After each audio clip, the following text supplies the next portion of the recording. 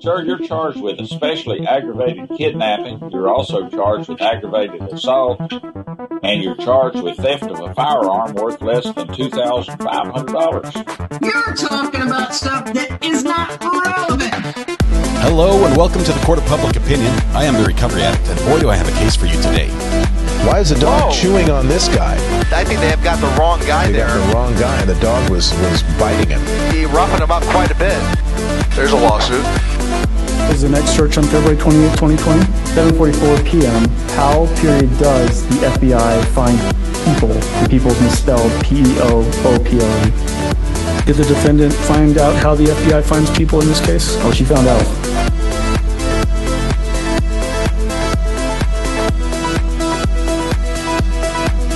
Alrighty, welcome back from lunch. Welcome to the Court of Public Opinion. I am the Recovery Addict. All right. We are about to finish up with lunch and finish looking at the fan. It's going to be a short afternoon. I don't know what else to say. It's going to be, which is good for me. It's going to be good for me because it's my anniversary, and that means I get to spend a little bit of time with my wife, which is always good on our anniversary. So, yes, 24 years she's put up with me now. Hopefully for many more still yet to come, but all good. All right, welcome first of all to Jill Ballard, first in chat today. It's been a while, Jill. It's been a while, but I do remember you do have a record. We're just going to add this to your existing record. Repeat offender here, habitual, back in your old way of things, we might say. But Greeners, are you guys not? Is it not letting you sit down? What happened, Greeners? What are we, chopped the liver? Wait! The judge already started talking. I wasn't ready for her to start right then. Wait! We have to rewind just a touch. Okay. Now we'll listen. As soon as something happens, we'll jump to it. Ready, to DSK, downstream keyer on air. Our counter seismograph is ready to go. All right. Are you guys still standing? Are the seats not working? Oh, they're working. Okay. It just took a little bit to kick in. Anyway, congratulations, Jill. We're going to force you to own the internet and repair everything connected to it as penance for your it's the punishment for your sins, I guess it was what we should call it. But Reverend Beasy says, congratulations, RA. You got 3 years on me and Z. Awesome. Congratulations on 21 years. I think they're coming back from court right now. So let's listen very carefully.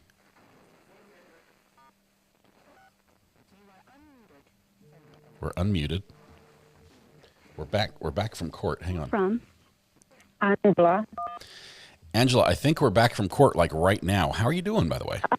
Welcome back. I am doing good. I'm doing good. Well, my voice is better at least than yesterday. Well, it's because you yelled and screamed so much. The signal's really bad, though. I think it's the solar flares. What? The signal's really choppy. Yeah. Never mind. I'll call later when. All right. Thanks, Angela. All right. Could we have Miss Trayers, please? Yeah. It sounded like the Mid-Atlantic or the Atlantic cable, whatever, was cut, I think. But Greeners, yes. Sorry, caller. I have to go. The replay of the stream from several days ago is starting. Greeners, you've got away with words. It's amazing. We are back for the afternoon session. If you might step up and sit right down. We're returning. I believe we have Rebecca Is it Prayers? Rebecca is the bartender. Thank you, Ron. Good afternoon again, ma'am. Good afternoon. I believe you testified that you knew John O'Keefe as a prior customer in the bar, correct? Correct. And that particular night, John appeared to be in a good mood. Would you agree? Yes. In fact, John is a pretty good tipper. I wouldn't really know. But with regard to that particular night, there was one receipt that was introduced in Exhibit 54. You probably didn't take a close look at it. No. But if I suggested to you that there was a receipt for a total of $16.58 worth of drinks, and John put a tip down of $10, that'd be a pretty good tip, right? And do you need to see the receipt to confirm that, or? No. That makes sense? Yeah. Okay. And that night, John's demeanor seemed fine. Would you agree? Yes. You didn't notice John buying drinks for a woman that night, did you? No. And with regard to your, sort of scanning the people that were there within that group, one of your duties as a bartender is to make sure that nobody's overserved, right? Correct. And so, while you don't watch every movement all the time, you do look for signs that somebody might be overserved, correct? Correct. And with regard to the group that came in, the receipts for which you were shown today, nobody really seemed highly intoxicated to you, correct? No. If I may just have a moment? Yes. I have no further questions. Thank you, ma'am. There we go. No redirect, Ron. All right, Ms. Trayers, thank you very much. Thank you. It's pretty quick. We're on to witness number 21. May I approach the council table to deliver this exhibit back? Yes, I was actually just looking for it, so yes, Oh, please. that's right Thank here. you. Sorry. That's okay. She's like, I want it. All right. Thanks. I want the exhibit. I'd like to look at the big tipper. All right, your next witness, Mr. Lally. Yes, Your Honor, the Commonwealth will call Mr. Nicholas Kolokeithis to the stand. Okay. Nicholas, and you're going to have to help me on the spelling of the last name.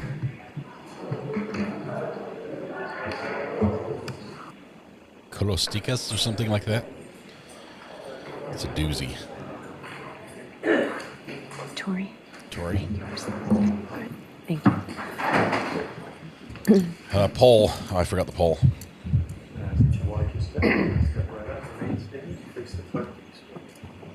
Do you solemnly swear the evidence you give to the court and jury in the case now hearing true the truth, the whole truth, and nothing but the truth, so help you God?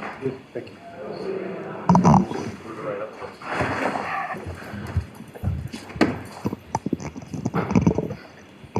Whenever you're ready, Mr. Lally. Good Okay, afternoon. where did this one? Thank you, Your Honor. I tried to say Good bartender, afternoon, but Good afternoon. the B didn't Would you work. please state your name and very spell well. your last name for the judge? It's Nicholas Kolokeithis, Kolokithas. And where do you live, sir? Canton, And how long have you lived in Canton? 21 years. And who, if anyone, do you live in Canton with? My wife and 2 children. What is your wife's name?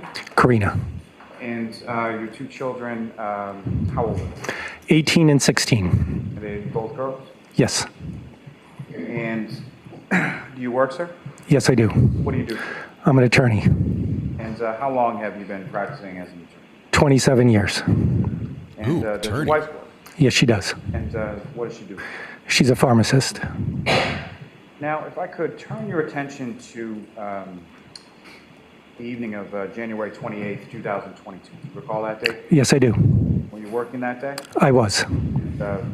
Were you working in the office or remotely? Or We were hybrid. I was working remote that day. How does a pharmacist work remotely? As far as that evening was concerned, what, if anything, Wait, he's a lawyer. Never mind. plans and sort of what did you do that evening? Sure. My older daughter was on the Canton High basketball team, so we were planning to go. I was planning to go to the basketball game, and I did go to the basketball game. Yes. And where was the basketball game? Do you recall? Canton High School. And your daughter at that point, which team did she play for? She was coming off an injury, and she was playing for both the JV and the varsity team. So she was sort of swinging between JV and varsity. Correct. And so, what time were each of the games that evening? God, I think the JV was around 5 or so, and the varsity 6:30, 6:45. And do you recall who they were playing? Foxborough High. And Who won? When you arrived to the game, as far as where is it that you typically sit when you go to a basketball game at Canton? There was a group of 5 parents or so, including us. We generally sat together most of the games. And who, if anyone else, was among those parents that you sat with? Specifically, Yes. names, the McCabe's, the Fitzgeralds, Galleries, and Tom Beatty. And these are people you know as sort of parents of other children that are on the team? Yes.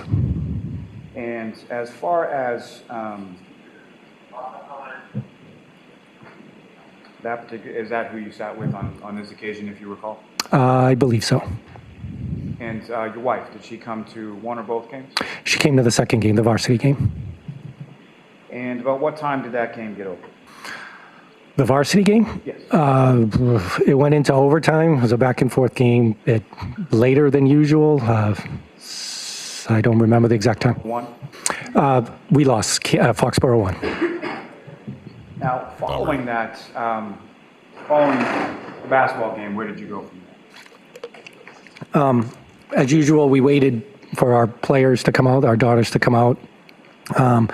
And the same group of parents were deciding if we should continue, go out somewhere, get something to eat. I was hungry. Anybody who knows me doesn't get between me and my food, so I was very hungry, so wanted to get something to eat. And where did you decide to go? Went to the waterfall. Is that somewhere that you had been before? Yes. Now, with regard to the waterfall, as far as the other parents were concerned, what, if any, other parents from the ones that you described, as far as the ones you sit with at the game, who, if anyone else, went? Jennifer and Matt McCabe. And how was that was that communicated to you as far as in person, via text, or phone, or how did you come to the waterfall? It was via text. And so you get a text from who specifically directing you to sort of go to the waterfall? So it was a group text amongst the 5 sets of families, and different ideas were bantered about in the group text, and I decided to go to Waterfall. And when you get to the waterfall, being familiar with the establishment, where is it that you parked in reference to the waterfall? I parked behind Washington Street. There's a small little parking lot. Waterfall shares a parking lot with other establishments, and I believe condos, so I parked in the back. And about what time did you get there? I got there right around 9-ish, a little bit before 9 o'clock. And who, if anyone else from that group of parents, besides yourself and the McCabe's, went to the waterfall that night? So I walked in, it was a large table, probably about 8 to 10 feet long.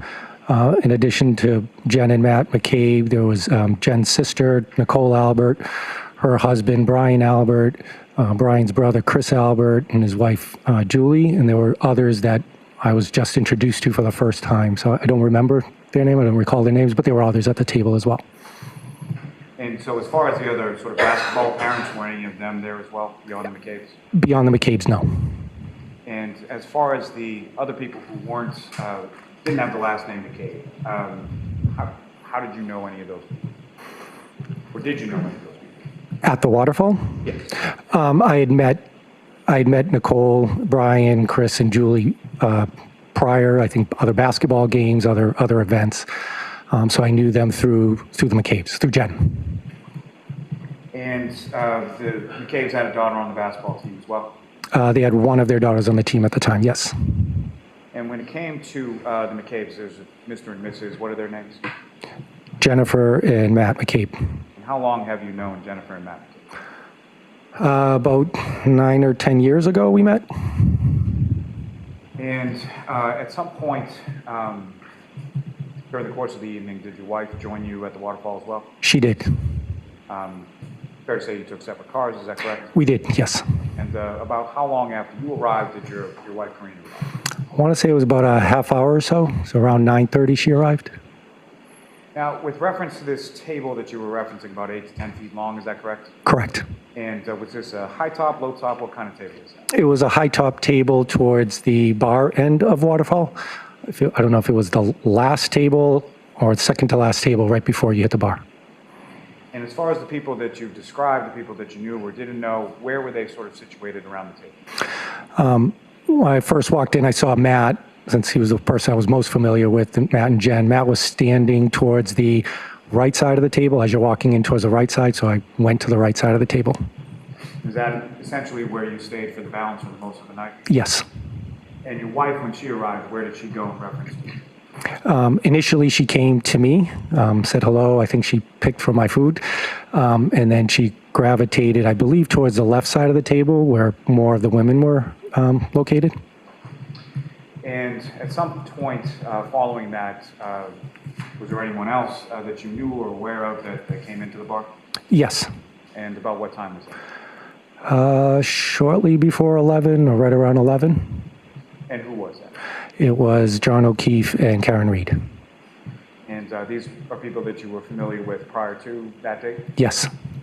And just to be clear, when we're talking about Karen Reed, do you see Miss Reed in the courtroom today? I do.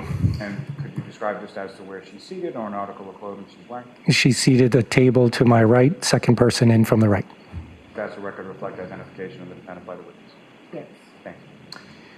Now, how did you know John O'Keefe? John O'Keefe had adopted his niece and nephew. His niece is the same age as my younger daughter. And they were playing basketball together. They've been friends for years. So I got to know John through my daughter. Now, as far as Ms. Reed, when was it that you met her, or when was it that you became sort of aware of her? Sure. I believe it was towards the end of the summer of 2020. I dropped my daughter off at John's place on Meadows. Karen was there. It was the first time I met her. So it was 2020. And with reference to yourself and your wife as a couple, and Mr. O'Keefe and Ms. Reed, how often would you sort of see them? As couples, not too often. I would see John on a weekly basis during the basketball season, sometimes multiple times a week during the basketball season. But as couples, maybe a couple of times we had seen them. So fair to say most of your interaction with them would be at sort of sporting events or things for the kids? Yes. Now,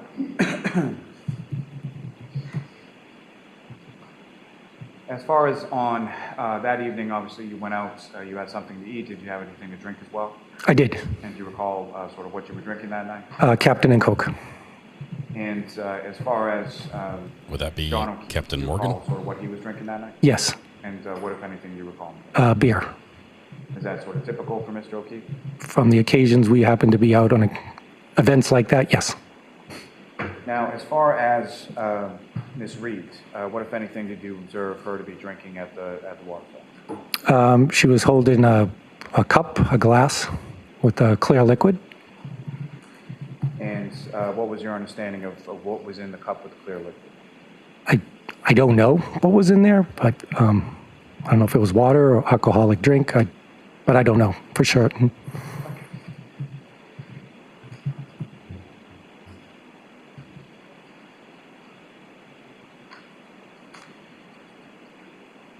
Now, as far as the sort of general demeanor and atmosphere within the bar that night, how would you describe that? Generally, it was a fun atmosphere. There was a live band. Everybody was in a good mood. I think people were singing to some of the music, so it was a fun atmosphere. And specifically, you didn't observe anything as far as arguing or anything between Mr. O'Keefe and Ms. Reed, is that correct? That is correct, I did not. And you didn't observe anything as far as arguing or anything between anyone at the bar that night, is that correct? That is correct, I did not. And as far as Mr. O'Keefe was concerned, do you recall what he was wearing when he was in the bar? Yes, he had a dark baseball cap, jeans, sneakers, and he had some type of top, a longer sleeve top. This guy has an amazing memory. Did you have a winter coat or a jacket or anything like that? Not that I recall. And as far as his clothing was concerned, what, if anything, did you observe as far as the condition? Were there any tears or anything in his clothing? No tears, nothing unusual about the clothing. And as far as Mr.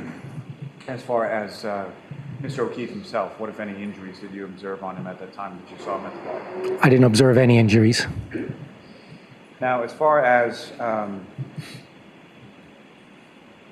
prior to them coming into the waterfall, do you have any idea sort of where they were coming from? Yes, I did. And how did you know that? I knew through Matt McCabe. Matt had said that they were at Waterfall, at CF McCarthy's, and they were heading over. We had the live band, and they were coming over to our place. As far as the live band was concerned, about how loud was it in the waterfall during that time? It was fairly loud. Like it turned up to 11 type, or was it like more like 6 or 7? Now, towards the end of the night, what, if any, discussion did you observe or were you a part of as far as sort of anywhere people were going afterward? Again, we were at this larger, 8, almost 10-foot table, and most of the discussion was happening towards the other side of the table, but there were a couple of places that people were discussing about potentially going. And what were those couple places people were discussing? One was one was 2 D&Es, which was across the street next to CF McCarthy's, and the other one was 34 Fairview Road. And as far as D&Es, are you familiar with that establishment? Yes, I am. And what is it and where is it in relation to the water? It's basically a sub shop, pizza shop. It's diagonally across the street from Waterfall. And what, if any, relationship did the D&E Pizza have to anyone that you observed in the group that night? Chris Albert, who was with the group, is one of the owners, if not the owner, of D&E. And as far as going to that place afterward, who, if anyone, among the group had sort of mentioned that or was talking about that? I didn't hear specifically one person. It was just generally coming from the group. So. Did you hear the defendant at any point talking about going there or wanting to go? I heard from others that she had mentioned about wanting to go there. Now, you mentioned a couple of different places. What was the other place? 34 Fairview Road. And was it mentioned specifically as far as that address, or how was it referenced? I believe it was mentioned. Brian Albert, the homeowner, had invited the group back to his house. I can't remember if it was come back to my house or come back to 34 Fairview, but that was his residence. And so was that sort of an open invitation to the group at the table? Yes. And yourself and your wife, did either of you go to Fairview Road that night? We did not. And at some point, you left, you recall about what time that you left the waterfall? It was shortly after 12 o'clock, maybe 12:10 or so. And when did you leave in reference to sort of the rest of the group? Sure. Matt and I stayed back a little bit. We helped clean up the table with the bottles and glasses. We spoke to the band briefly, told them how well they played. So we were a little bit later, maybe a couple of minutes later than the rest of the group. Nothing like getting those compliments from the drunk patrons, right? I did. I knew where she was. Where was she? She was parked out front on Washington Street. And so you were parked in the lot and she was parked on Washington Street? Is that Yes. correct? Yes. And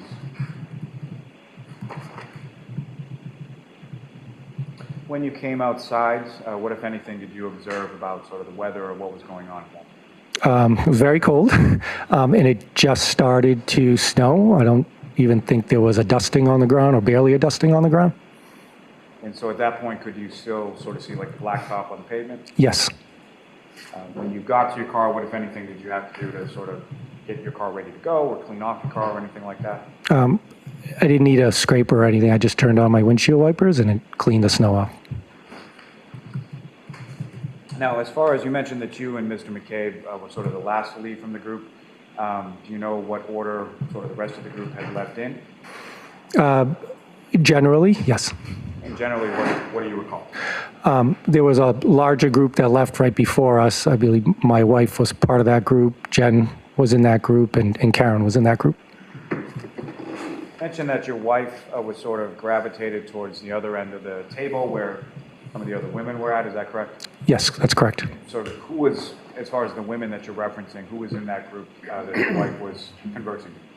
I know it was Karen was part of that group, and Jennifer was part of that group as well.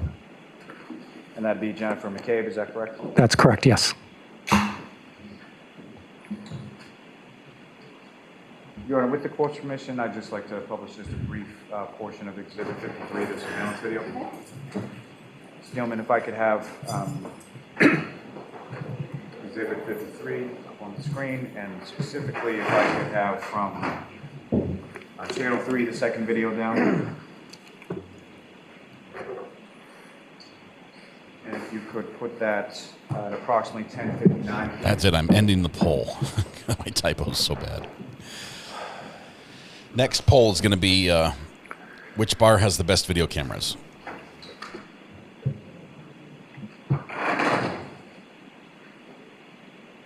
When it gets to 10:59, if you could just pause. Thank you, Mr. So, Mr. Kolokithis, what's up on the screen as Exhibit 53? Do you recognize that? Yes, I do. And what do you recognize? It's the inside of the waterfall bar. And before you on that desk, I believe there should be a laser pointer. Yes. So if you could just grab that and sort of click the button on top when I ask you to. Yes. So with reference to this video, do you see yourself within this video? Yes, I do. You could just draw the jury's attention to sort of where you are in this video. Black and white shirt. And from that specific area, sort of where you are, do you recognize anybody else in that sort of general area of the frame? Yes, I do. And if you could just draw the jury's attention to who you recognize and where they are. I believe that's Matt McCabe right there to my right, and John O'Keefe to my left, in front of me to my left. Now, that area of the table where you indicated your wife was with another group of women further away from you, where would that be if you see it? The numbering is there, so I can't really see, but it was towards this side. And further down the table, is that where people that you were less familiar with, is that where they were? Correct, yes. Is this the best angle we have? Tell me you can take that.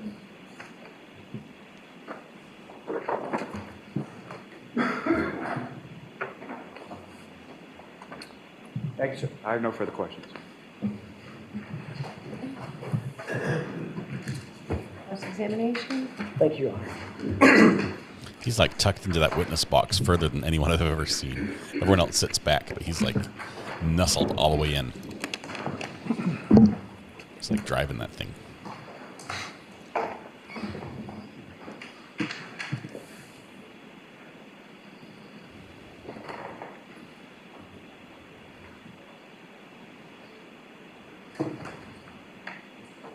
Good afternoon, Mr. Kolokithis. Good afternoon.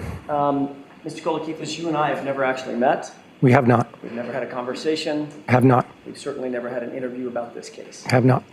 So this is our first time visiting about this situation. Yes.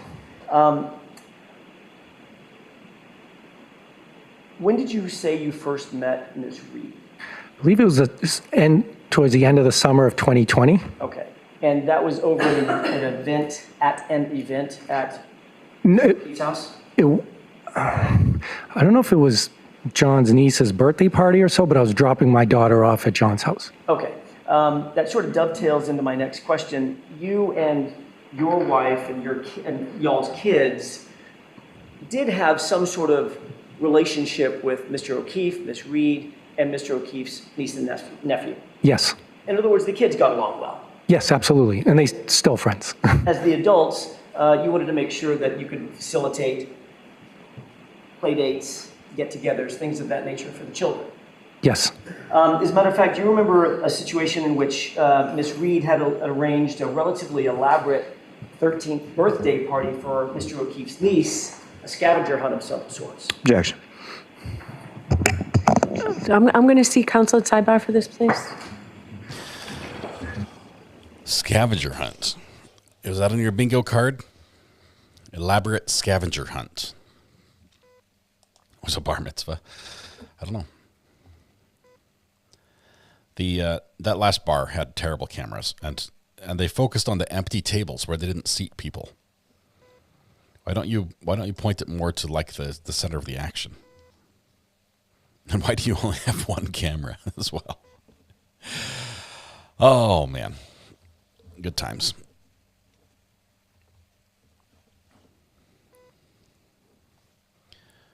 Why is the objection about the party? I'm not sure what the objection is here, unless we have a pretrial ruling that there are certain areas they're not allowed to go into. Possibly a relevance issue or relevancy, depending on how you want to say it.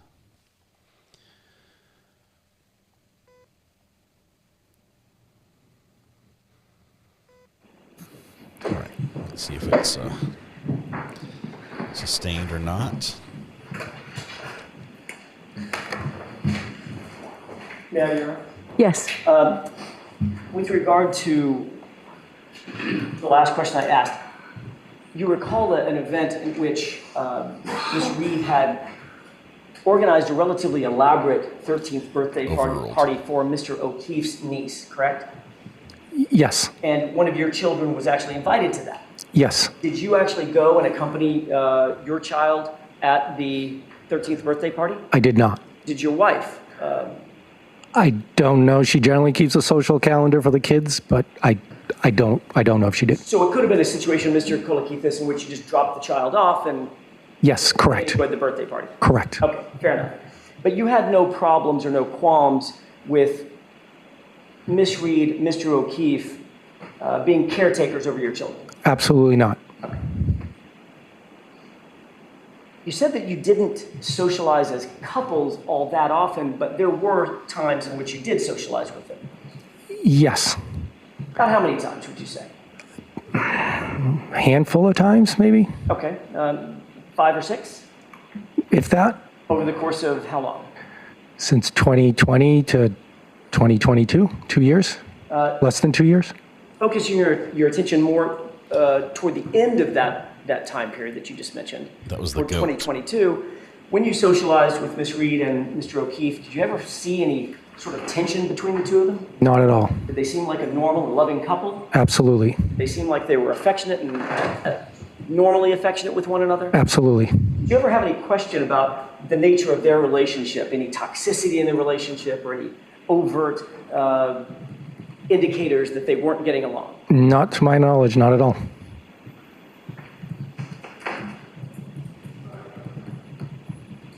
Matter of fact, you spent more time with Mr. O'Keefe. Yes. Anybody else in the foursome, correct? Yes. Okay.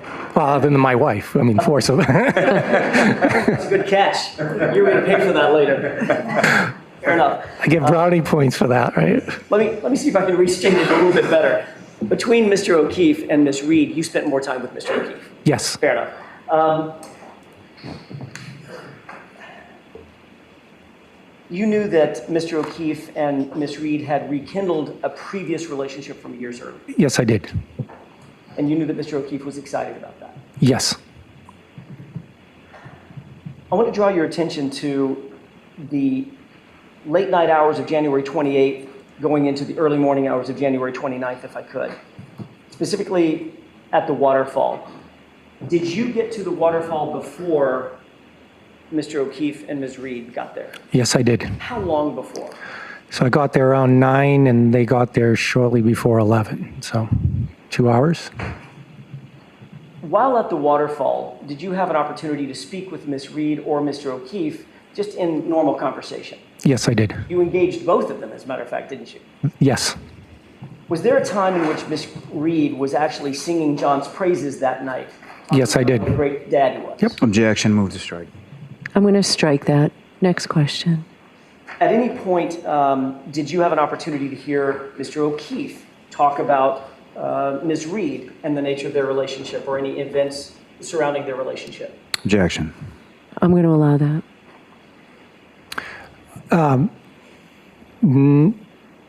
I had heard that they were planning vacations in the future. Were you aware of the time frame of those vacations in the future? Next week, next month, next year? Objection, Your Honor. May we approach? Jurors, feel free to stand up and stretch. Okay, the sidebar is going to need to be restocked because the kegs are getting low. We've made so many sidebars here.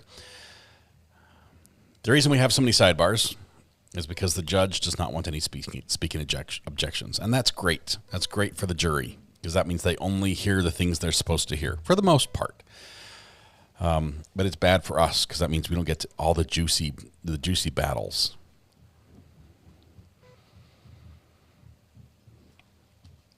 So, Stephen, the whole idea is that this Jennifer, the lady on the camera right there, that's Karen Reed. She is charged with hitting and killing her boyfriend, John O'Keefe, and leaving him to die in the snow. Her defense team is saying, well, that's all good and nice, but there's no damage other than a cracked taillight, which they think that the police did.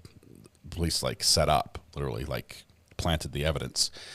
And the injuries that are on John are more consistent with a dog bite than a car accident. So they are saying that she is framed, and the state is saying that she did it. So it's a spicy little case here. Thank you.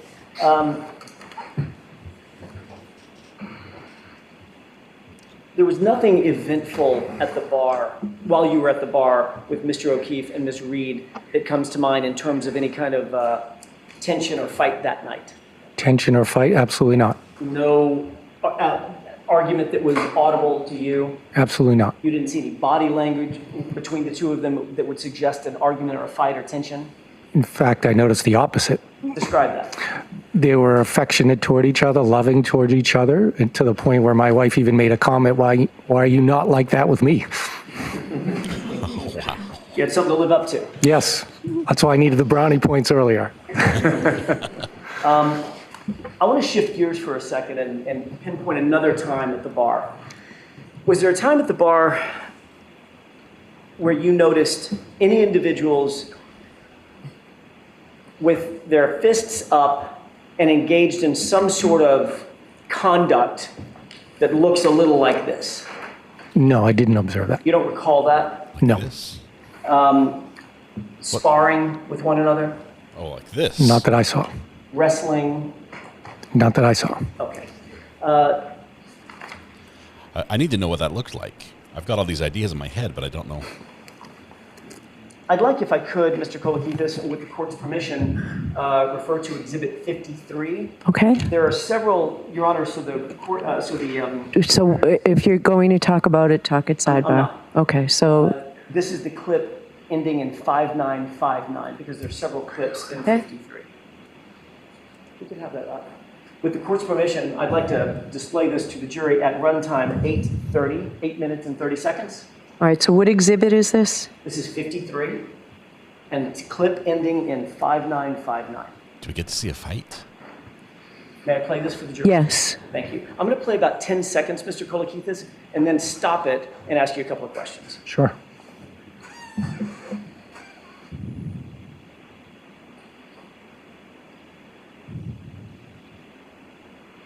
Okay, if we could pause. I saw nothing. I just wanted to play a couple of seconds to see if you recognize any of what's displayed in this video. Yes, I do. How do you recognize it?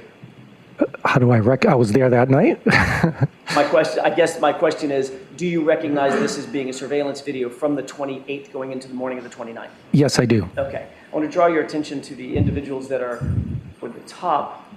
The only part of the screen that has people in it. Please focus your attention on where the action is.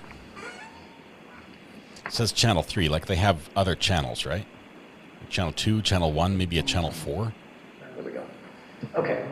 If I could draw your attention to the individuals at the top, can you name the folks that we're seeing and describe what they're wearing for the jurors so we have an understanding of who we're looking at? Okay. That's me in the white and black. That's me in the That's corner. Matt to my right. A little hard of seeing, but I think that's John right there. And I thought I saw Karen earlier right in this area while you were displaying the video. Right in front of And what about the two gentlemen with their backs to us? I know I met them that evening, but I can't tell from behind like this.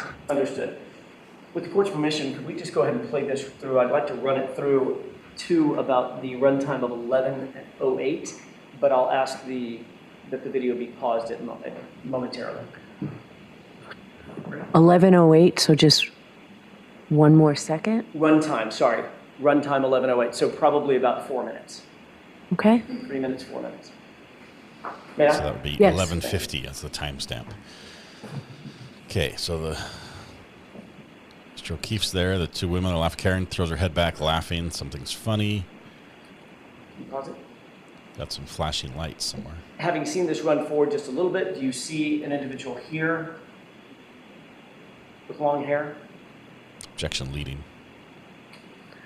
So It's you're hard for me squinting. Are you having difficulty? Yes, seeing I this? am having difficulty. Could you blow it up a bit, or? Nope. This is a I video. don't think so. Our technology is good, but I'm getting a shake of the head. My eyes are not good, I can tell you that. Go on the club. Let's just go ahead and play it forward with the court's permission. I don't know if All right, but if you can't see it, I don't want you to guess. So this, are you talking right here? Yes. That looks like Karen. Okay. May we play it forward, Your Honor? Yes. Arms out. Big hug. Pause it. Oh. I asked you A to fight draw your just attention broke to out. the two gentlemen in the foreground, right there. Can you describe what they're doing? It looks like two circus they're bears in the dancing. stance that you described earlier with fists up. Objection, Your Honor. May we approach? Okay, so I'm sustaining that objection, but come on up. I'm sustaining the objection, but you can come up anyway. All right. I can see. I've got it blown up on my screen, so I could see what they're talking about. Irish tango, and then the Irish goodbye, right?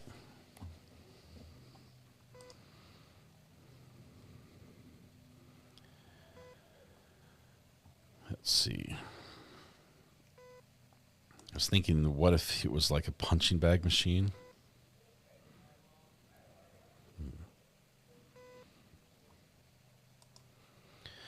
Due to this case, but has anyone noticed the bizarre courtroom design? Yes. Purple Haze, first of all, the witness box is like a shoebox. It's tiny. It's so small that for many of the witnesses, the judge will say, you can just stand there if that's more comfortable than actually getting in the witness box. This is the first witness that's actually been able to just shoehorn himself right into the little cubby. And he's like just nestled in. I'm not sure if they're going to be able to extract him when his testimony's over. He might be in there for the duration of court.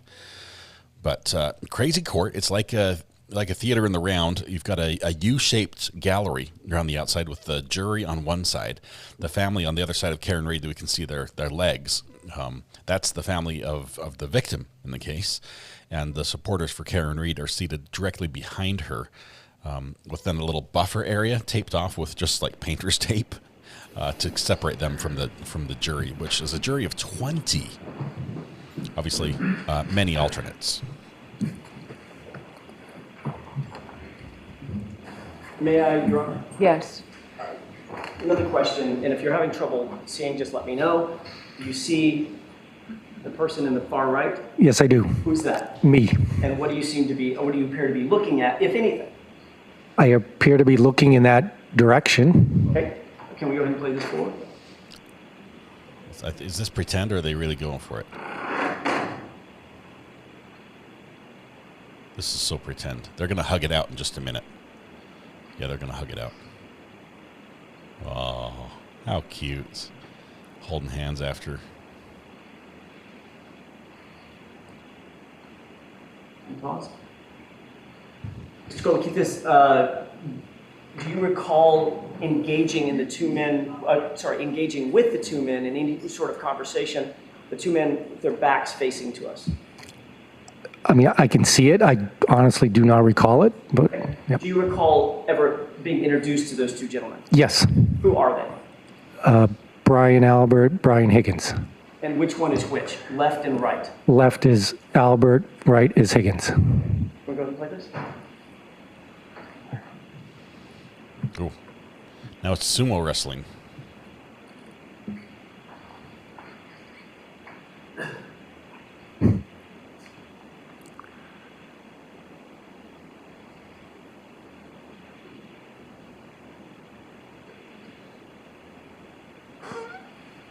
That guy's just lost.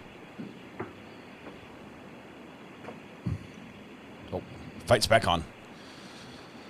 Sorry, guys. Here we go.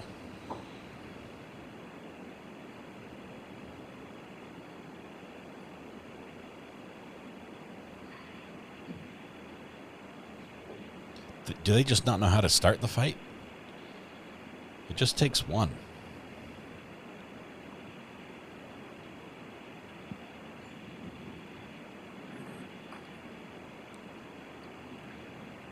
Maybe they're planning it out like WWF.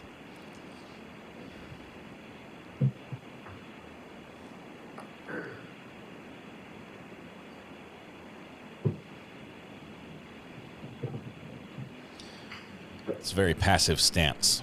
Leg up on the chair. How's it? Mr. Kolakithis, can I draw your attention to the upper right? Do you recognize any person facing the camera in the upper right corner? Yes, I do. Who is that? John O'Keefe. John O'Keefe?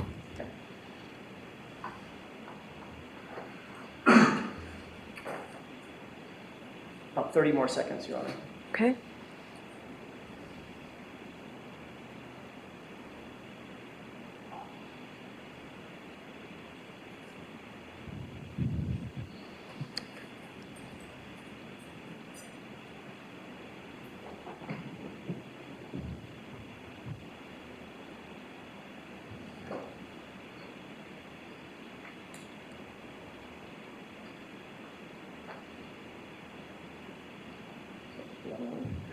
Your Honor, we've paused at 11:08. If I could ask a couple of other questions, and I think we can leave the lights down because I'm going to ask another, with the court's permission, another clip be played.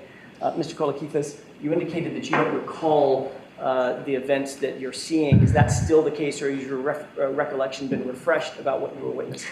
I honestly don't remember what appears to be play fighting. I don't remember that. If we could move to runtime 1636 with the court's permission. Okay.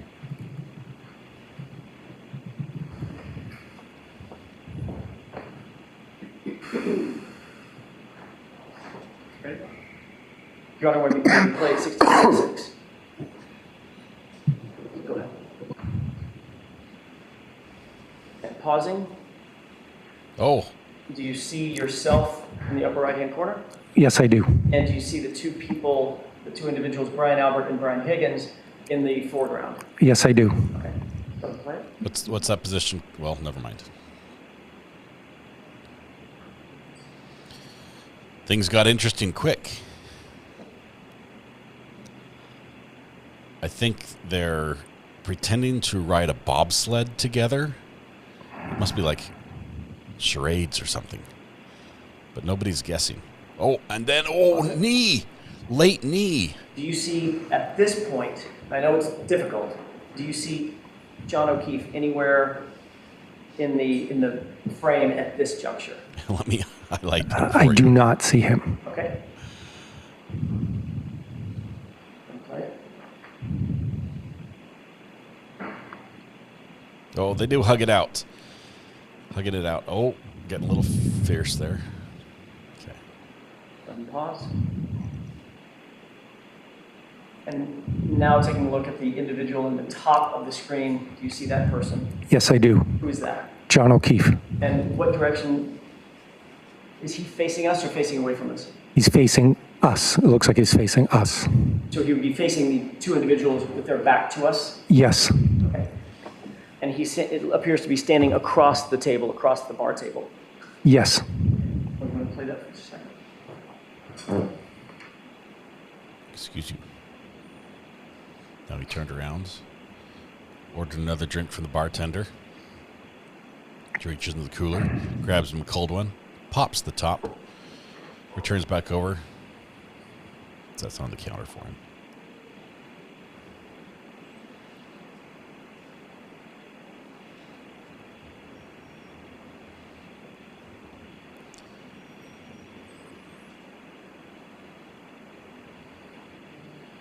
And let's pause.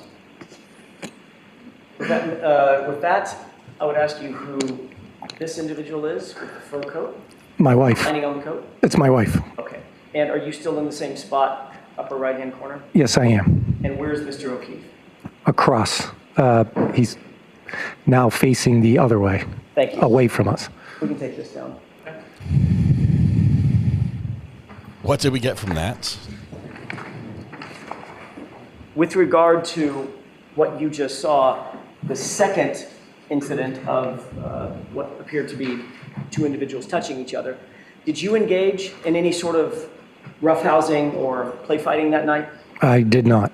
Did you engage in any grappling or wrestling that night? I did not. Did you see John O'Keefe engage in any wrestling or grappling or play fighting? I do not recall him doing that. Or do you recall him doing any sparring? I do not recall him doing that. Do you recall him ever putting his fists up toward any other person in that bar that night? I do not recall him doing that. That's all I have for this one, Sean. Okay. All right. Oh, if I can, just a moment. I'm sorry. Wait for it. I've already got that in. 1636. I'm fine. Thank you, Your Honor. All right, Mr. Lally, any follow-up? Just briefly, Your Honor. Mr. Kolakithis.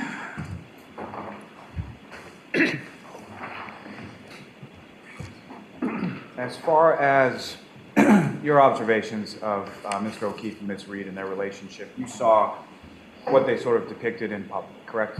Yes. So fair to say, did you ever have any sort of substantial conversations with either Mr. O'Keefe or Ms. Reed about their relationship? A personal relationship? No, I did not. Anything as far as your personal relationship with your wife, is that something that you would have shared or discussed with Mr. O'Keefe or Ms. Reed? I'm not sure. Are you asking me if I knew something about their relationship I would share with my wife or vice versa? No, what I'm asking is from the other side. Okay, so you didn't discuss really Mr. O'Keefe and Ms. Reed's relationship with them, correct? Correct. And so what I'm asking now is you didn't discuss your own relationship with your wife with Mr. O'Keefe or Ms. Reed, correct? That is correct. Okay.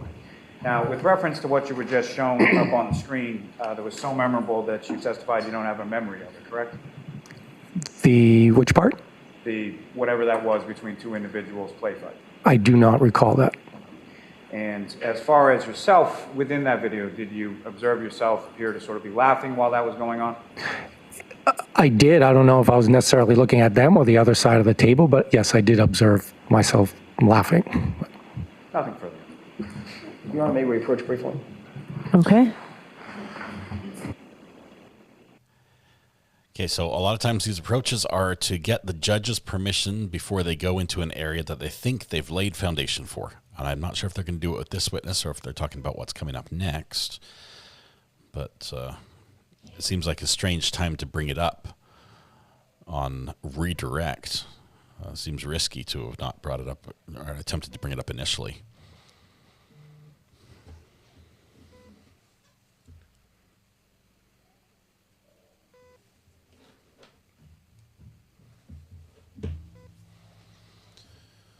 That is one heck of a polo shirt. Is that Ralph Lauren? Needs a bigger logo.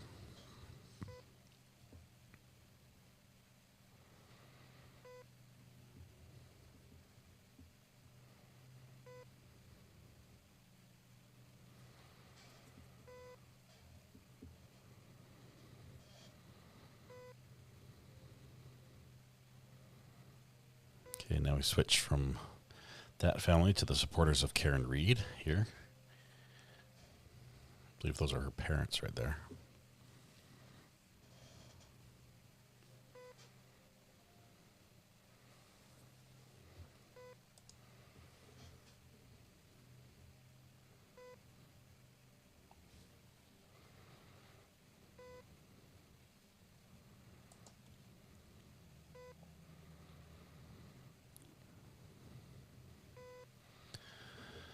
Yes, that is a Ralph Lauren Pro. I know my brands a little bit, and we have a the little beep is to let us know that we're still here.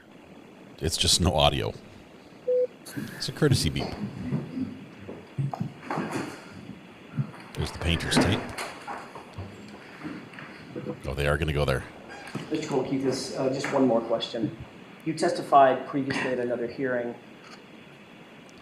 that Karen Reed, quote, was actually singing John's praises about how good of a person he was, a father figure, for taking in the kids several years ago and, you know, being there for them and praising them and sacrificing his life to raise them, end quote. Do you remember saying that? Yes, I do. Is that true? 100%. Thank you. That's all I have. All right, Mr. Kolakathis, you are all set, sir. Thank you. So that's interesting. Your That's- next that's not witness, really Mr. Lally? impeachment. Yes, Your Honor, the Commonwealth to call Miss Karina Kolakithis to the stand. Okay. Okay, I'm not even going to ask because I don't think the state got anything from that witness that was beneficial other than that they went to the bar. So now we're going to bring out his wife. Hopefully we can inform her that that her husband earned a few brownie points with her. I mean, she wasn't allowed to watch, but you know we are keeping score.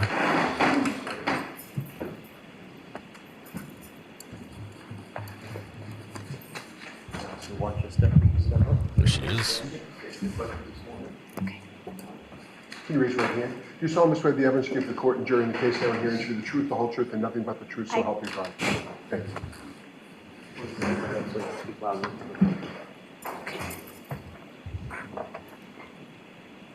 Okay, whenever you're ready, right in Mr. there as well. Lally. Thank you. Good afternoon. Good afternoon. Could you please state your name and spell your last name for the jury? It's Karina Kolakithis, Kolokithas. And where is it that you live, ma'am? I live in Canton. And how long have you lived in Canada? We lived in Canton for about 13 years. 21 years. And when you say we, who, if anyone, do you live in Canada? I live with my husband and my 2 daughters. And what's your husband's name? His name is Nicholas. And how many daughters do you have? I have 2, And about how old are they? 18 and 16. And do you work, ma'am? I do work. And what do you do for work? I'm a pharmacist. And your husband works as well? He does. And what does he do? He's an attorney. Now, if I could turn your attention to January 28th and January 29th of 2022. Do you recall those days? I do. And do you recall what day of the week those were? It was a Friday and a Saturday. And specific to the Friday, did you work that day? I did work that day. And after you left work, where did you go? I went to the Canton Junction. And why did you go? We got a text saying some parents from the varsity team were going to be meeting up there, so I thought it would be a good idea to go and stop by and grab something to eat before the game. And when you say varsity team, which sport was that? It's basketball. Was that your older daughter or younger daughter that was on that team? My older daughter played on that team. And so at some point there was a game for the varsity girls basketball team? That's correct. And where was that game that night? At Canton High. And do you recall who they played that night? They played Foxborough. And do you recall when the game was? You mean time? Yes. 6:30. And so you mentioned that you went to the Canton Junction for about an hour, so about what time did you get to the Canton Junction? I believe I got there around 6. I'm not sure. And following the Canton Junction, where did you go from there? Went to Canton High to watch my daughter play. And within sort of the stands at a Canton High girls varsity basketball game, were there certain people that you would typically sort of sit with when you watched the game? We just sit with whoever we knew. Usually it was the parents of the girls that played on the varsity team. And who were some of those parents that you would sit with? Some of them were the McCabe's, the Fitzgeralds, people like that. And the McCabe's, what are their names? Jennifer and Matt McCabe. And how long had you and your family known the McCabe's? I think we've known them for about 9 years or so. And did they have a, excuse me, a daughter on the team as well? They did. And so you arrived to the game, as far as your husband was concerned, did you observe him there? He was there already. Okay. And where did you go to sit? I went in I don't exactly remember where I went to sit in the vicinity of my husband and those parents. And following that game, where did you go from there? So after the game, we went, usually at the end of the game, you'd go down, talk to the players, congratulate them, and then I told everybody I was going home. And did you in fact go home? I did go home. And after you arrived home, what, if anything, happened? I started getting text messages from my husband, and he said that some of the parents were going to go to grab something to eat, and I should go. Said if you don't come down to the bar, you're a... What, if No, any he didn't say that. hesitation That was did you somebody have about else. I was tired. I worked all day. Pretty much I was done. So I had already almost started changing out of my clothes, and I said I wasn't going to go. And eventually, did you decide to go? My kids told me to go. They did. They actually, they said to me, you never go out, you don't do anything, Dad's by himself, you should go, and just keep him company while he eats dinner. So that's what I did. And so based on that, you decided to go? I did, reluctantly. Sorry, reluctantly I went, yes. And where is it that you went? So that's when I went to CF, I'm sorry, I went to the waterfall. Sorry, I'm a little nervous. And is the waterfall, is that somewhere you had been before? I had been to the waterfall before. And where is that located in the town of Canton? It's on Washington Street in Canton. And so obviously your husband was already there, you took separate cars, is that correct? That is correct. And about what time is it that you got to the waterfall? I believe I got to the waterfall around 9:30 at night. And where did you park your car in relation to the waterfall? So I actually found parking right on Washington Street, and I was across the street from the waterfall. And when you arrived and when you came in, who, if anyone, did you recognize sort of when you first came into the waterfall? So I walked into the waterfall, and there, pretty much I didn't know anybody except for Matt McCabe, Jennifer McCabe, and my husband. And if you could describe for the jury sort of when you walk in the door, the people that you knew as far as your husband and the McCabes, where were they in relation to you walk in the door, where are they? So you walk in the door, there was a band in the front playing, and then there were high top tables, and they were at the back of the high top tables. And if I was standing sort of at the doorway of the waterfall, the entrance way in, and facing those high top tables, which side were your husband and the McCabes on from that perspective? On the right. I believe the band was playing on the, if you walked in the door, the band was in like the top part of the, like on the left, and they were on the right. And the band that was playing that night, fair to say it was fairly loud in there? It was extremely loud in there, yes. And as far as, obviously you're at a bar, people are drinking, is that correct? That is correct. And what, if anything, did you have to drink that night? I drank water that night. And why was that? I typically don't drink a lot. I suffer from migraines, so one like alcoholic beverage sometimes can set me off for days, so I chose water. Now, as far as that high top table that you went to with your husband and the McCabes, were there other people at that table? There were other people there. Okay. And did you know or recognize any of those other people at the table? So it was pretty much all of Jennifer McCabe's family. I did not know them, maybe had seen them around town and stuff like that, but I didn't know anybody other than my husband and Matt and Jen. So fair to say that you sort of gravitated or stayed towards that end of the table? That is correct. I talked to them for a bit, and then I think Jen started introducing me to some people, and I met some of her family. Now, as far as sort of the overall sort of demeanor within the bar that night and within the group that you were at the high top table with, how would you describe it? Everybody was happy, having a good time. No arguments amongst anybody at any time that you saw throughout the entire time you were there? The whole time I was there was no issues at all. Now, at some point later on in the evening, who, if anyone else, that you recognized or knew came into the bar? So I believe I was actually about to leave, and that's when Karen and John came in. And just to be clear, when you say Karen, you mean Karen Reed, is that correct? That is correct. And just to be clear who we're talking about, do you see Karen Reed in the courtroom today? I do. And could you just identify as to where she's seated or an article of clothing? She's sitting right there. That's a record reflect identification. Okay. Now, Mr. O'Keefe, John O'Keefe, how did you know him? So John, his niece and my younger daughter were friends. Were friends, are friends? They are friends. And about how long had you known John O'Keefe? John, we've probably known for 8 years or so. And if you recall, when was it about that you had met the defendant, Ms. Reed?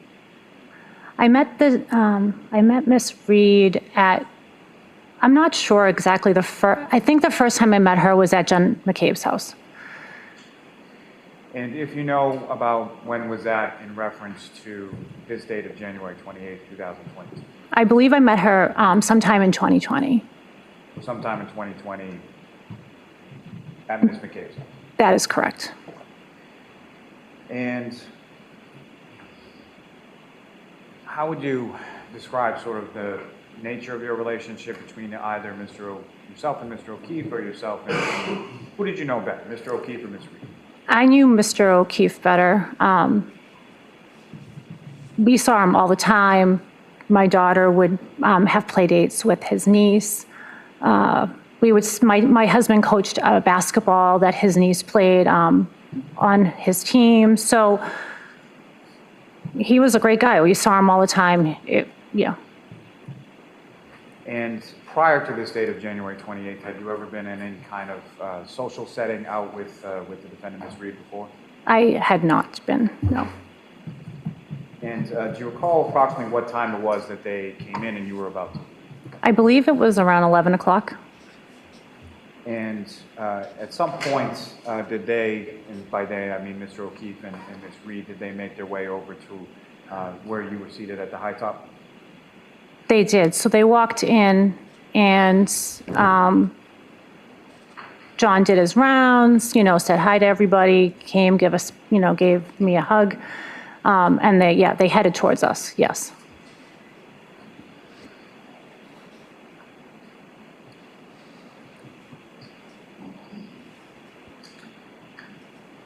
And when they came over to you, what, if anything, happened? John was really happy. He started talking about Kaylee and how she had just gotten into Bishop Fan. And he was just very excited. You could tell he was super excited about that.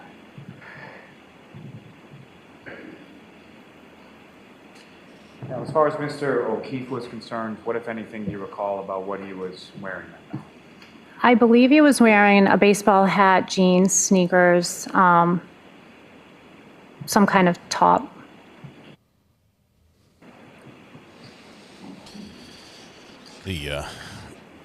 And when solar they came flares over, are causing to problems you, on the feet. what, if anything, happened? John was really happy. He started talking about Kaylee and how she had just gotten into Bishop Fan. And he was just very excited. You could tell he was super excited about that. Sounds like we just heard that, huh? Now, as far as Mr. O'Keefe was concerned, what, if anything, do you recall about what he was wearing? I believe he was wearing a baseball hat, jeans, sneakers, some sort of top. Some kind of top. And what, if anything, do you recall about sort of a jacket or anything like that with him at any time that you saw him that night? I don't remember a jacket. I remember like some kind of light shirt or something, like a light hoodie-ish kind of. I don't remember a jacket. As far as his clothing was concerned, what, if anything, do you recall about the condition of it? Were there any sort of tears or disheveled? He looked fine. Nothing about his clothing stood out to me. Now, as far as what you observed as far as interactions between the defendant and Mr. O'Keefe that night, anything out of the ordinary that you observed while you were at the bar? The defendant. Say that again? That would be As far Karen as Reed. their interactions between Mr. O'Keefe and the defendant, anything out of the ordinary that you observed between the two of them that evening at the bar? I saw nothing. I did not see anything. And extending that sort of to the entire group at the high top table that you were with, anything that you observed sort of out of the realm of the demeanor that you've already described at any point in time in the evening? No, everybody was having a great time.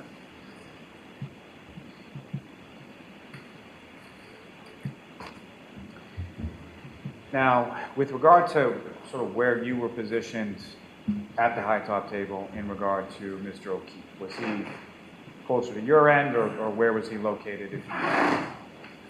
I'm not sure. I don't know where he ended up going. I know that Karen stayed with me. And then I'm not sure where John went, but I know he was talking to the guys, probably. So Mr. O'Keefe was moving around a bit, talking to different people. Yes.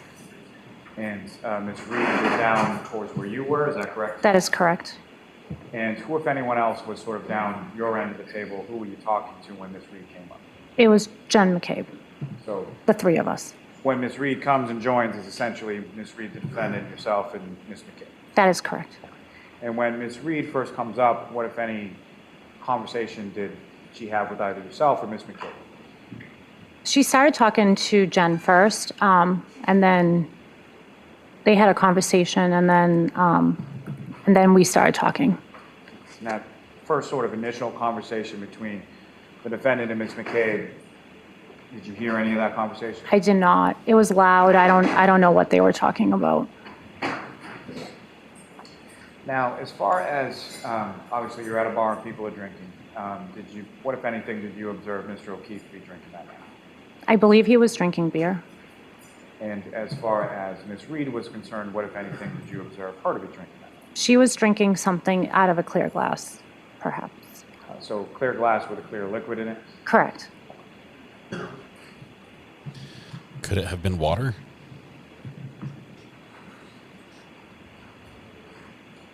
Now, as far as through any conversation that you had with either the defendant or Mr. O'Keefe, did you have any understanding of sort of where they came from prior to coming into the waterfall? So they had come from across the street. And what is across the street? From the bar, I think, so it was C.F. McCarthy's. And so as far as the conversation that you, at some point in time during the course of the evening, you had a conversation with Ms. Reed, is that correct? We talked for quite a while. And during that time that you were talking for quite a while, as far as, was that strictly sort of the two of you, or was Ms. McCabe involved in those conversations as well? Ms. McCabe was involved with those conversations. So just to... It was the three of us. The three of you are talking together. Okay. And with respect,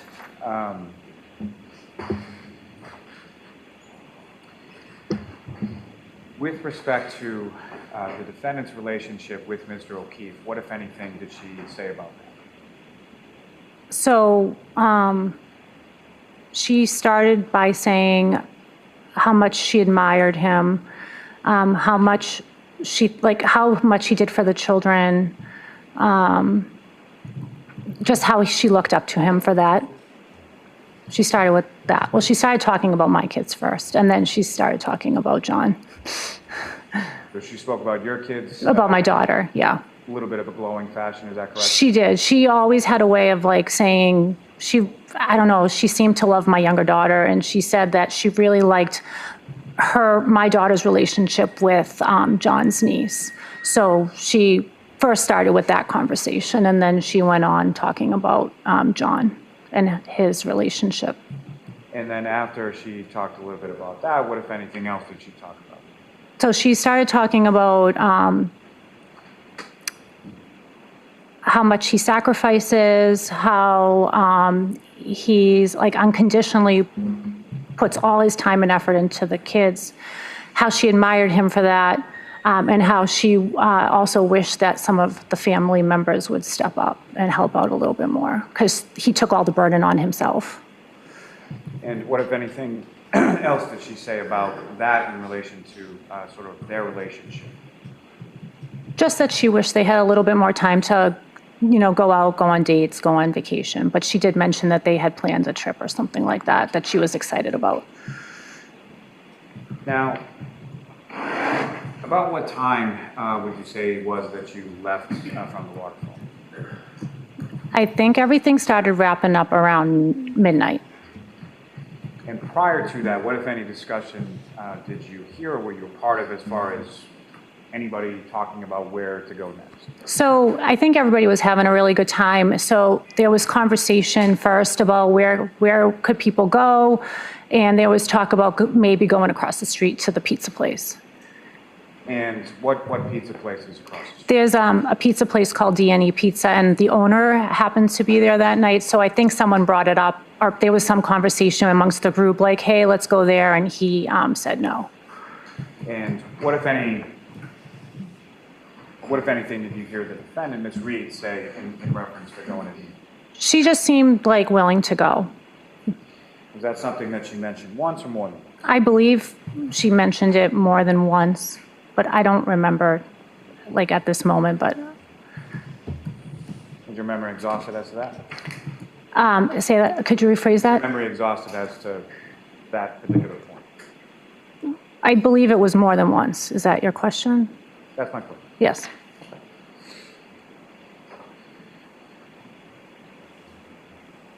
Now, other than that, what, if any, other discussion was there as far as where people were wanting to go or intending to go after the war? So after that was kind of, put to rest, then I think there was discussion about, well, Jen McCabe brought up, let's go to my sister's house.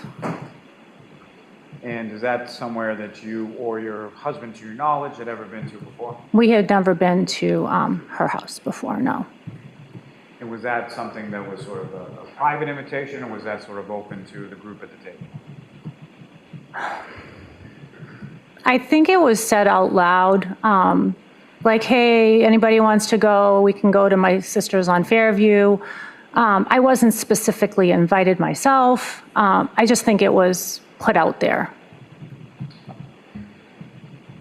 And did either yourself or your husband take anyone up on the invitation? Did you go to Fairview after the waterfall?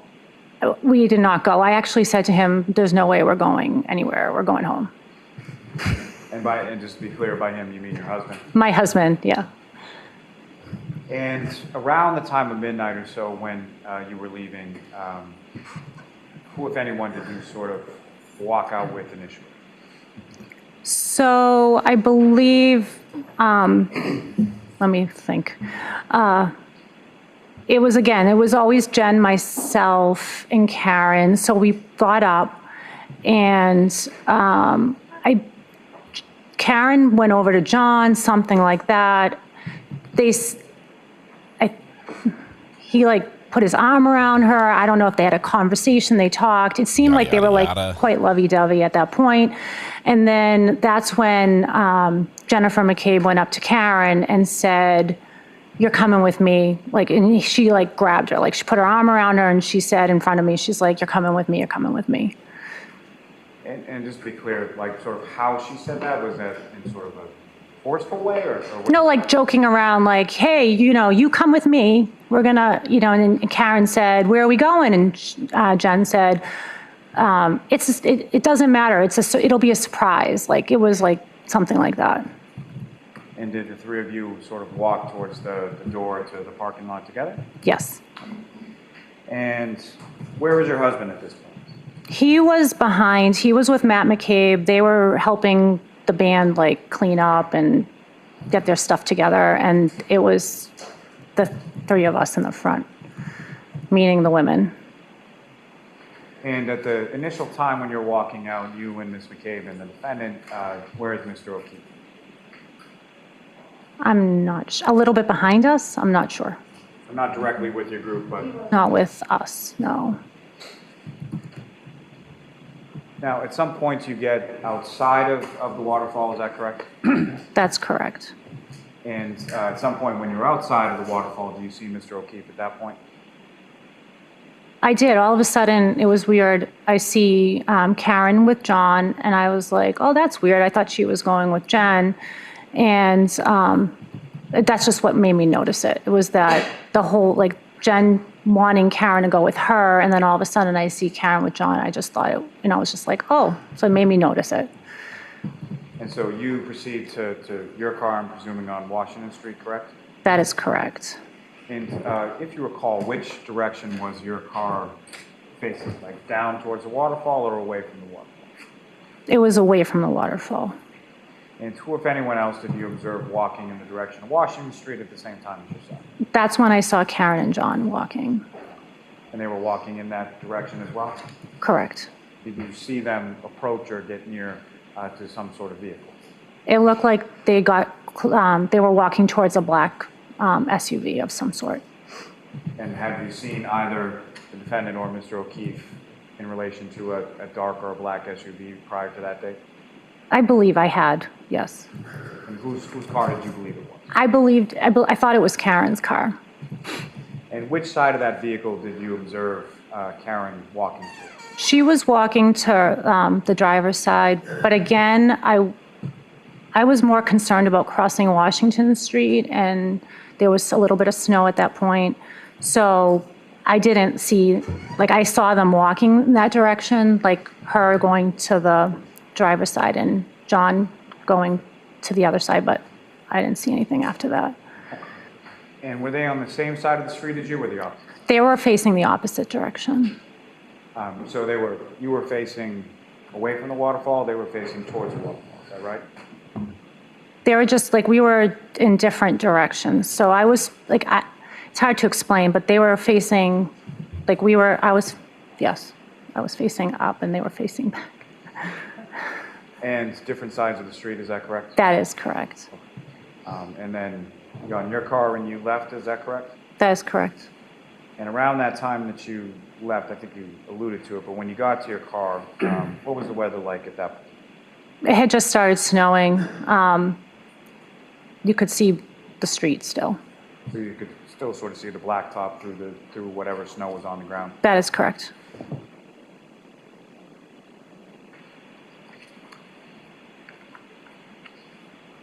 With the court's permission, I'd just like to publish what's been marked as Exhibit 53, just a couple of portions of that on the screen with this witness. Okay.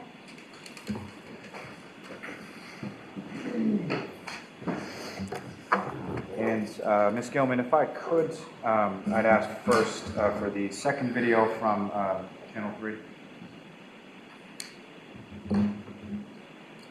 And again, if I could ask for approximately 10:59.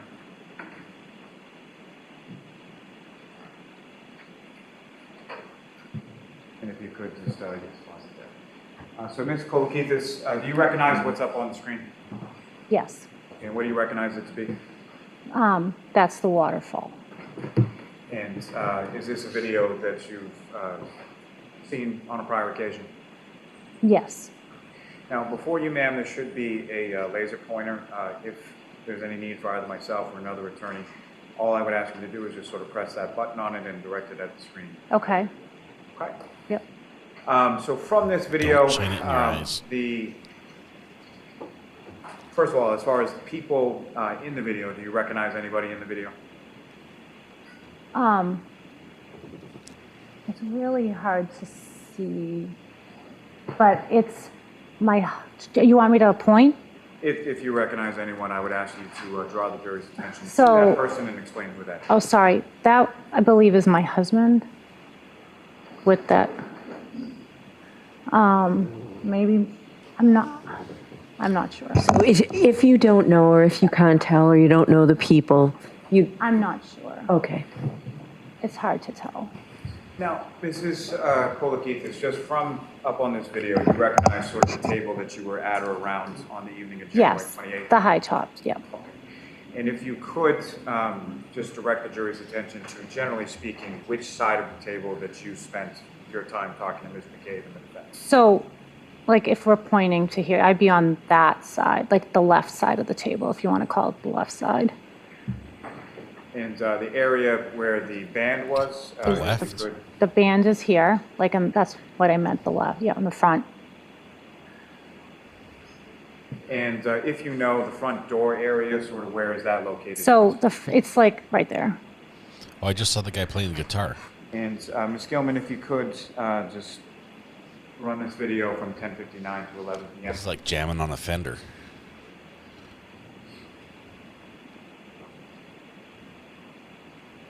I think he's playing well seated, though.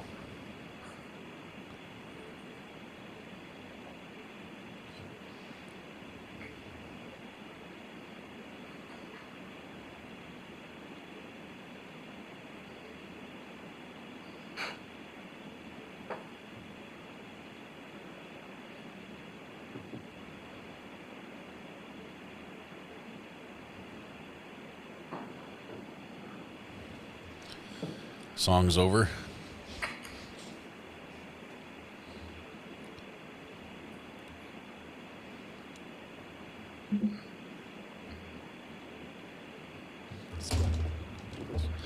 Bob Dylan.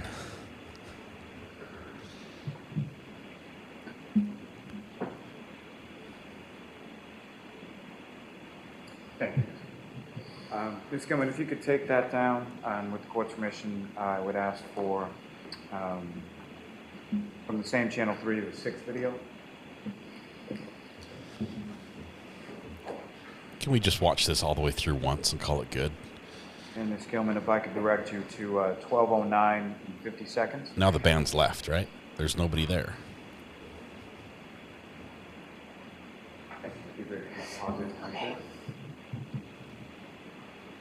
Again, Mrs. Kolokithis, you recognize what's up on the screen as just later on in the evening at the waterfall, is that correct? That is correct, yes.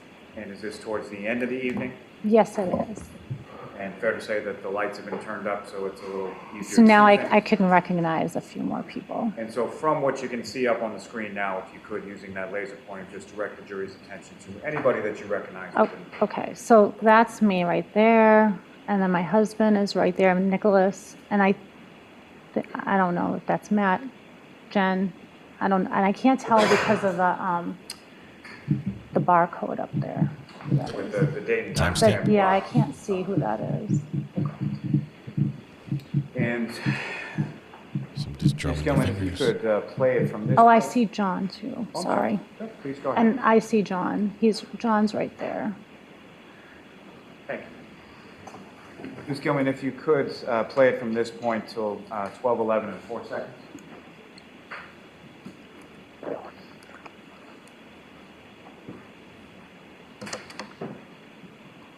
Looks like, is that a bottle he's holding? John O'Keefe? Or is that a glass now? Looks fairly dark.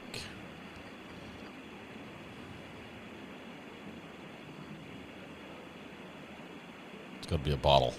Because he tipped the bottom up. Otherwise he would be wearing everything in that cup. Hugs all around for the girls.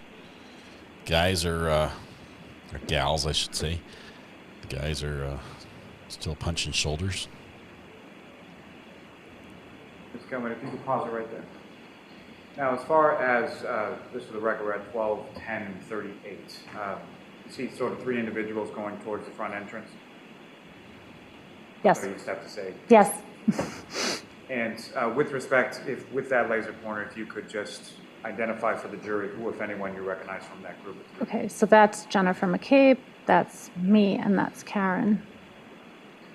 So you're walking sort of towards the exit at the same time, correct? Yes. Ms. Gilman, if you could.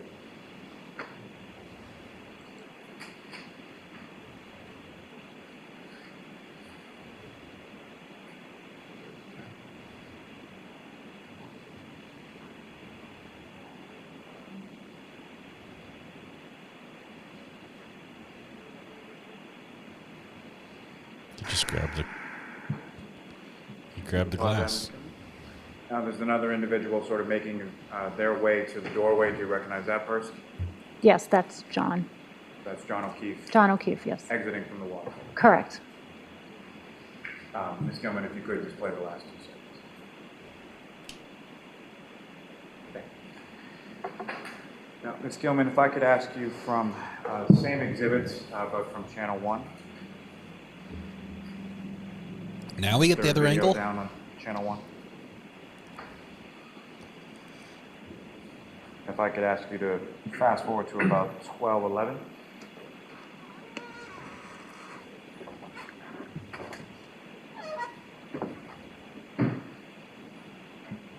She's very precise. Essentially, what I'm going to ask Ms. Gilman is if you could play this from 12:11 and 0 to 12:11 and 25 seconds. But I'm sorry, first if I could ask you to just pause it for 1 second. And I know it's an awful time to pause it, but before the flag blew in front of the camera, do you recognize what's depicted up there? Can you repeat the question, What's please? in this video generally without what's blocking the camera right now? Do you recognize what? It's the exit. So that's the exit to the waterfall? Correct. Thank you. Ms. Gilman, if you could.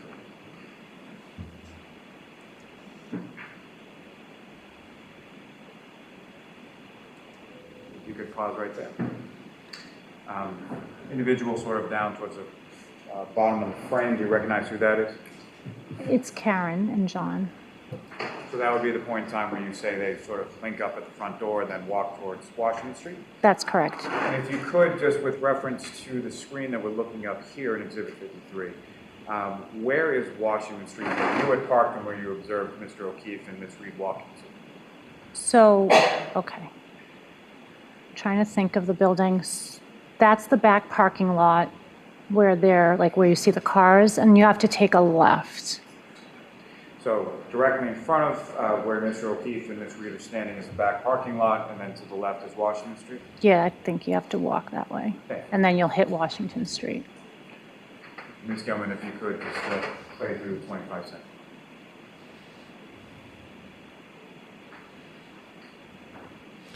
So he did have a clear cup in his hand. If you could pause there. Do you see an individual in the parking lot area?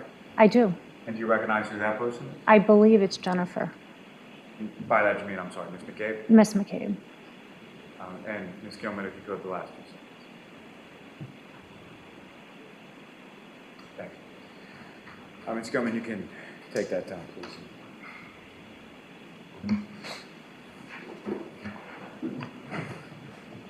May I have one moment, John? Yes. Okay, so he finished his I have no drink further questions for this witness, Your Honor. and then Okay, picked up a cross-examination. glass from the table Thank you, Your Honor. and took it with him. Hello. You and I have never met. We have not. We've never had a conversation. Never. We've certainly never interviewed Nope. together. Never. So this is our first time speaking. Yes. I want to direct your attention to part of your testimony on direct examination when you're questioning by Mr. Lally. You indicated that before Ms. Reed and Mr. O'Keefe left the bar, Ms. Reed had been making some statements about Mr. O'Keefe. Okay. Yes. Is that right? Yes. You indicated that she said that she admired him, Yes. that she looked up to Mr. O'Keefe. Yes. She always had a way of complimenting him. Yes. That he took so much responsibility on as it pertained to the children. Yes. And that she did wish that they had more time together. Yes. They had planned a trip together. Yes. And she was excited about that. Correct. And she indicated that John was excited about that as well. Yes. Just before leaving the bar, you indicated that Jennifer McCabe said to Miss Reed, "You're coming with me," correct? Yes. She didn't say, "You and John come with me." No. Correct. That was directed just to Miss Reed. Yes. You're familiar with the town of Canton generally? Yes. You know that the distance between the Waterfall Bar and 34 Fairview would be maybe 5, 6, 7 minutes drive. Probably. So just after these statements were made, they went to 34 Fairview. 5 minutes later, 7 minutes later, they'd be sitting in front of 34 Fairview, correct? Correct. Thank you. That's all I have. Okay. All right, Ms. Cole, anything? Just very briefly, Your Honor. So, Mrs. Kolokithis, with reference to your relationship with John O'Keefe, as far as what you were relaying was what the defendant had said to you at the bar that night, correct? Correct. And fair to say you didn't have any conversation with Mr. O'Keefe in reference to relationship or trips or anything like that? Not that night. No. And as far as your relationship with Mr. O'Keefe is, do you have any sort of discussions at any point in time about sort of his relationship with Miss Reed or anything going on in that relationship? He didn't tell me personal things. No. You didn't have that type of relationship, correct? Correct. And this time out on January 28th, that was the first time that you had been out socially with the defendant, Miss Reed, correct? Correct. And so as far as what went on behind sort of closed doors at their home or anything like that, you didn't know anything about that? I did not know. Nothing further. I have one question, Your Honor, if I may. But what you did observe between the two of them that night, to use your words, they were lovey-dovey. They were. Thank you. All right, Ms. Kolokithis, you are all Thank set. you. Thank you, Your Honor.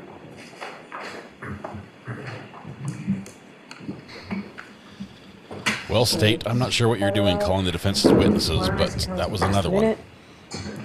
George, feel free to stand. Quick sidebar. Everyone bring your glasses for free refills at the sidebar. Oh, man. Again, nothing. Honestly, the state, for some reason, wants to get the video in. Obviously, that tells the story a little bit. Maybe they just need to have these people to play the video, but why do they need all of them? You could have had one person. You could have had, Mr. Kolokithis, and just played the whole video from that second bar. I got it all in. I'm like, here's everything that happened. And it makes sense to let you go a little early. Oh. And we'll start fresh tomorrow. Okay, so please We're done. not discuss this case with anyone. Don't do any independent research or investigation into the case. If you happen to see, hear, or read anything about the case, please disregard it and let us know. We'll see you tomorrow morning. Jurors, closing your notebooks and leaving them on the chairs. Gather your belongings. Follow me. All rise. Hurry up, please.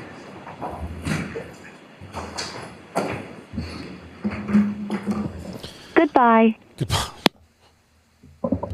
Unceremoniously dump us out of the courtroom just like that. That's it for the day. That's it for the day. We're now done with day 7. On to day 8 tomorrow.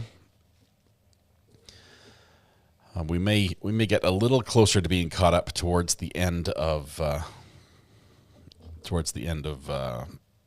case, but right now, no, that's the best we've got. Can someone clip the face that Scott did? What'd they do? Let's stop that recording.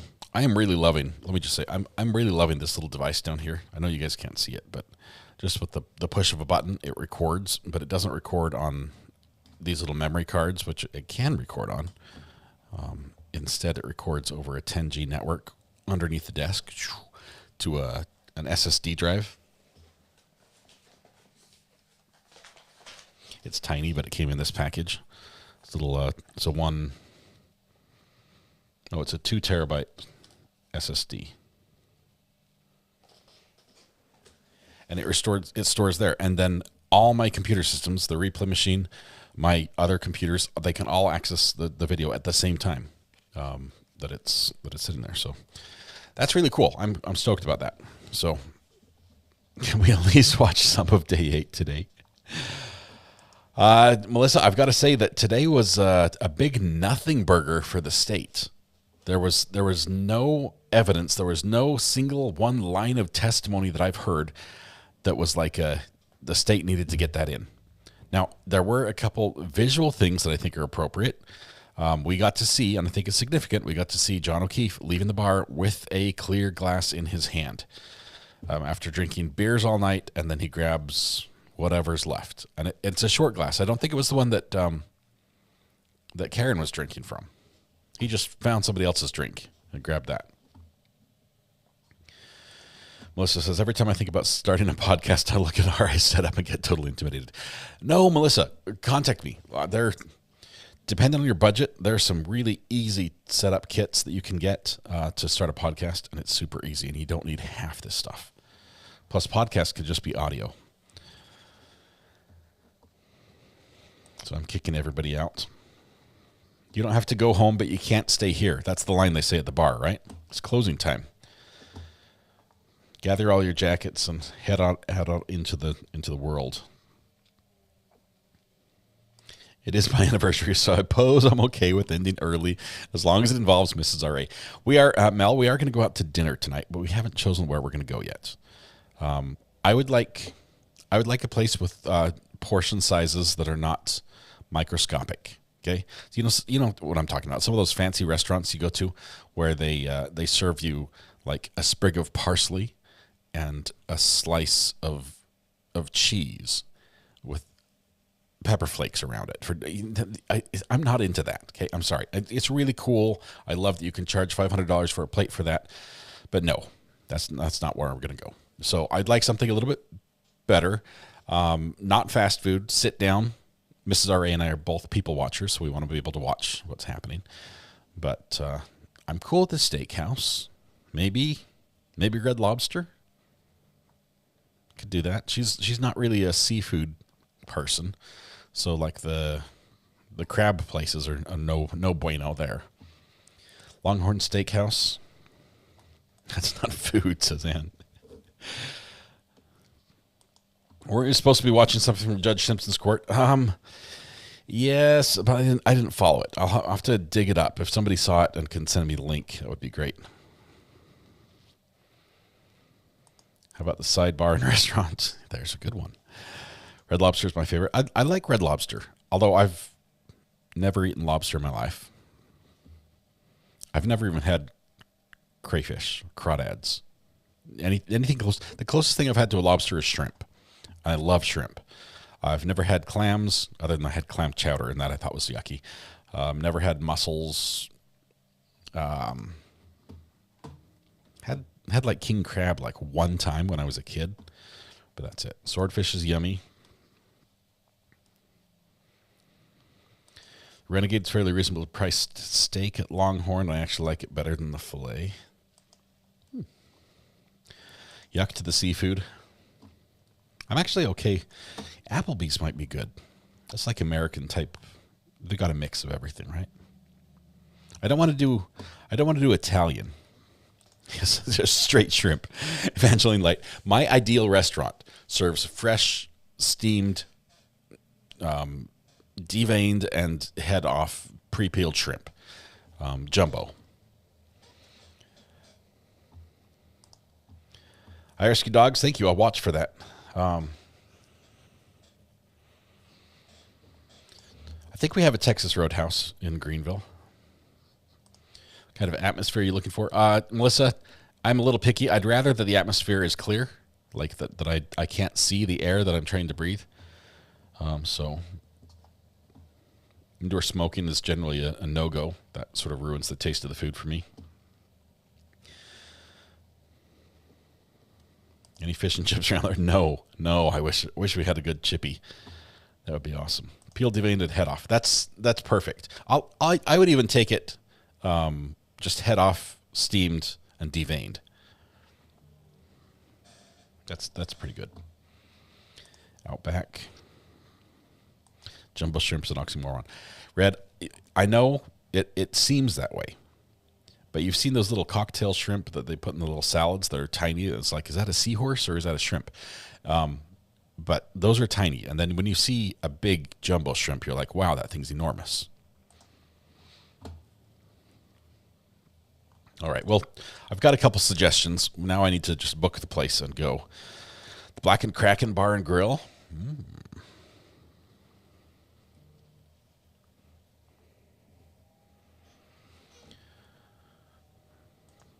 Honestly, I act like I get to choose. No, I'm not gonna.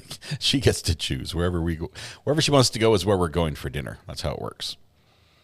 But we're probably not going to go get barbecue because, and it's not going to be fast food. Walter, yes, as a matter of fact, I want to actually go shrimping out here along the coast. I've caught them just with a net. Out along the coast here when we camp out on the Outer Banks. You can go along at night and shine a light because their eyes, they just glow. It's like from the deep. It's crazy. So you can catch them. Cheesecake Factory. I think she would love that, especially for dessert. Okay, let us talk to the boss. I'll go talk to her. I'll let her choose.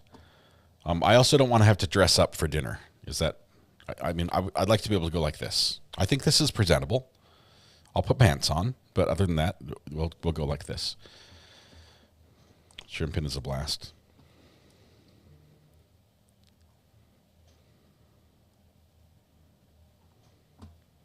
Cheesecake Factory. I'm not sure if we have a Cheesecake Factory. But anyway, that said, we are done for the day. It's out a little early. It is my anniversary, so thank you for letting me have a little afternoon off. We're going to be back again tomorrow with more of the same as we continue the Karen Reed trial. Day 8 starts tomorrow, and we're getting to some spicy stuff. I mean, it's getting good. It's getting really good. Is the bathroom done yet? You're breaking up. Red Pen. Can't quite hear you. I will say it's very close. Like, I need to do some finishing touches. I need to do the corners along the bottom and all that. But, that's the wrong sound. That's the wrong sound. The right button, but wrong page. There we go. Jack Brown's Beer and Burger Joint, Greenville, North Carolina. Is that a thing? Gotta Google this now. Jack Brown's Beer and Burger.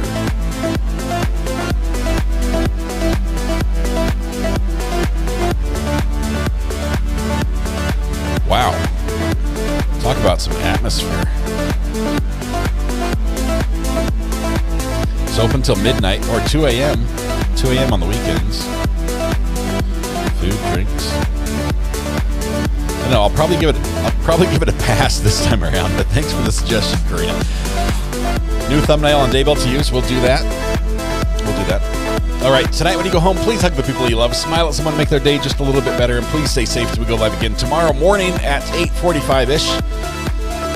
Is there somewhere we can send everyone? Let me know. Let's see who's out there.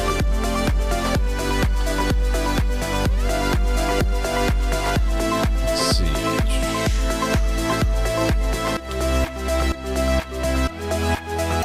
When are we going to break for lunch? Everybody's live on I can't. They'll give spoilers. The zombie apocalypse may be upon us. There's nobody I can send you to that's not going to give spoilers. I'm sorry. All right, I'll download the new thumbnails both for this one and for the Chad Daybell, which is still on lunch break. We'll keep that going for a while until it's done. You guys have a good night. We'll see you in the morning. Bye-bye.